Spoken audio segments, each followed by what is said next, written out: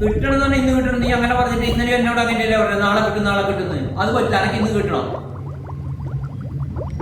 പറ്റൂല എന്ന് പറഞ്ഞില്ലേ, നീ ഒരു കാര്യം ചെയ്യും തന്നെ പൈസ തിരിച്ചെനക്ക് തരുക മതി. വിട്ടേ നീ വിട്ടാട്ടെ. ഇനി അധികം എന്നോട് സംസാരിക്കണ്ട.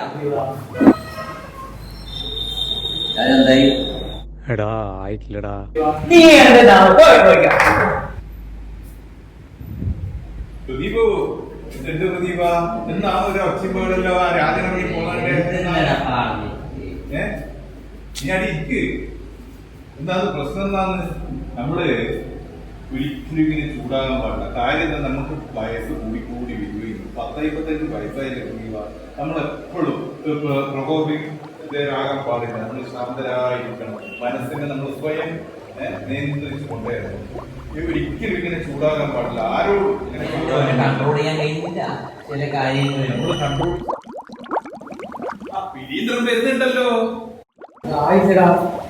നീ എന്താ ആയിട്ടാന്ന് പറയുന്ന എന്തായി പറയുന്ന? എനിക്ക് ഇന്ന് രാത്രി കല്യാണത്തിന് പോകണ്ടല്ലേ? നീ എപ്പോഴും പറഞ്ഞെങ്കിൽ ഞാൻ എന്താ നീ പറഞ്ഞ എപ്പോഴും അങ്ങനെ പറഞ്ഞ പറ്റിക്കലിന് കയ്യിൽ നീ വെച്ചിട്ട് കൊടുക്കോയ വെച്ചു പോ.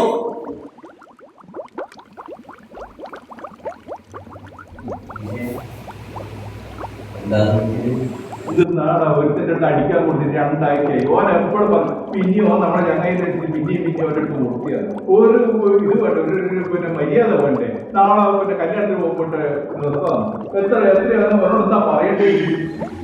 ശരി, 25 വയസ്സായി നമുക്ക് നമ്മുടെ ആരോഗ്യ പ്രശ്നം നോക്കണ്ടേ? കൂടുതൽ സംസാരിക്കുമ്പോൾ